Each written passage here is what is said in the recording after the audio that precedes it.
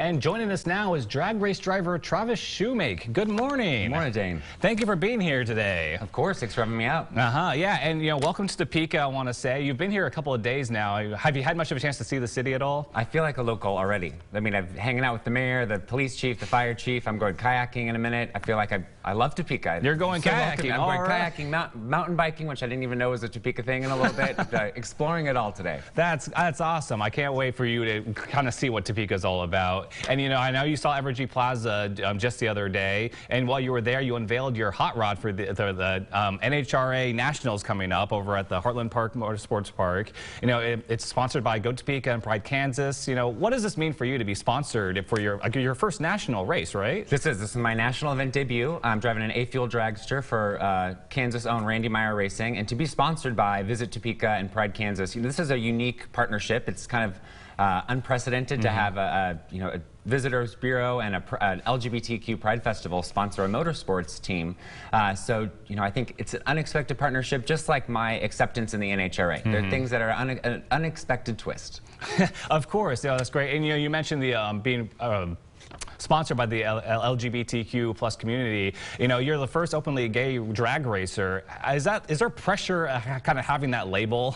There is a little bit, but it's self-imposed, right? I could choose to not. Exactly. I could choose to not have a rainbow race car, but I think it's important for representation. I think that younger LGBTQ youth should have someone to look up to in the sport and to model themselves after to get into drag racing. I used to look up to female race car drivers because I knew they were a little different. I think it's important to show someone that they can be something different, and to show people that drag racing is the most diverse sport in the world. It's not only the fastest, but we've been leading the way in diversity with African American, Hispanic, and female world champions dating back to the 70s. So I'm just another layer of the diversity cake in drag racing. Definitely. Welcome to the legacy of drag racing now. And we have a shot of the car right here. I was reading a little bit about it. The parachute in the back, that's also rainbow colored, is that right? I do. I have 14-foot rainbow parachutes that are going to pop out the back at the finish line. So that'll be an exciting way to finish each run. No, that's really a little cool. Extra flair, but I think it makes it fun. Why not? Yeah. Have some fun with drag racing. Exactly. Let's do it. And I know what motivated you to go into going into racing. What got you into full speed? Because you just started like a year ago, right? Yeah, so actually grew up, my dad was a professional funny car driver, so that's what he did as his career. Actually, my parents met in 1971 in Manhattan, Kansas at the Kansas State Drag Racing Championship.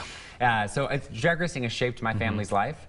I raced competitive go-karts throughout my teen years, and my father passed away when I was 15, and I stopped my drag racing dream. And during quarantine, instead of learning how to make sourdough bread like everybody else, I rented race cars and started flying around the country testing and licensing from 150 to 250 up to 320 miles an hour is my personal top speed. 320. What is that like? It's pretty fast. I mean, they say it'll take me 100 runs going over 300 miles an hour for my brain to start operating at that speed. So right now I say it's like I'm holding on to the back of a water ski, but eventually I'll start driving the boat. Yeah, that feels like that would terrify me a little bit, going that fast in the car. And it's off as a drag race, so you just have the quick. How long is it that you're actually driving that speed? Anywhere from 4 to 5 seconds. So my personal best ET is 3.96 seconds down the track. So that's pretty quick. But this weekend, expecting some 5-second runs. It's going to be a nice warm track, so we should have some good passes. That's amazing. And you mentioned you just started out just a little bit ago. What made you decide to get back into racing? For me, it was to show people that NHRA is diverse and welcoming. I think that a lot of times we think of American motorsports as very conservative spaces, and that's just not totally true. I think that by showing myself into the sport, by letting people have an opportunity to support me, to say, hey, we are open and inclusive, just like, surprisingly, Topeka, Kansas, it gets more people's eyes on the sport. It gets more companies involved in the sport. I'd say it's an opportunity to rediscover America's oldest motorsport, and it's bringing. I think it's working. I just put the mayor of your city in a race car. Yeah. That's something new. Yeah, that's great. I wish I would have had the chance to get in the race car. I'm sure that would have been a blast to kind of squeeze in there. Well, there's opportunities like that all over the racetracks. So if you come out this weekend, there are plenty of different race cars you can hop in and out. The best part about drag racing versus other motorsports is that every ticket is a pit pass. So when you show up, you can sit in the grandstands and watch, but get out of the grandstands and come walk up next to me. We'll look at my race car, hear it warm up, smell the nitromethane. So it's a very interactive sport. That's so I amazing. definitely encourage people to come out this weekend. Yeah, definitely. Come out this weekend. And I want to go back one second with your father, having been a racer as well, and you were racing. Is that like a little connection you have, you would have had with your father? It was. That was always the plan, was to go racing and continue that legacy. And taking kind of 20 years off from racing and being connected with my father, I'm closer to him now than I ever was as a teen. So that's just one of the things that's the most rewarding for me emotionally, is meeting my dad's friends who grew up with him racing cars, that used to drive around the country and sleep in Motel 6 with him.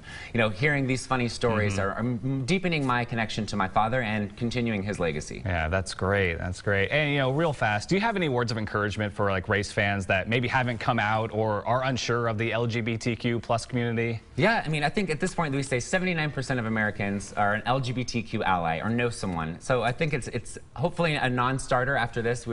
I don't want to always have a rainbow car. I'd like to have other sponsors. Yeah. But I think it's great to rip this Band-Aid and, like I said, add that other layer. But get out to the drag strip and re-fall in love with NHRA drag racing. Tickets are $45 if you stop by Menards this weekend. So grab a ticket and come out to the tracks. Come say hello.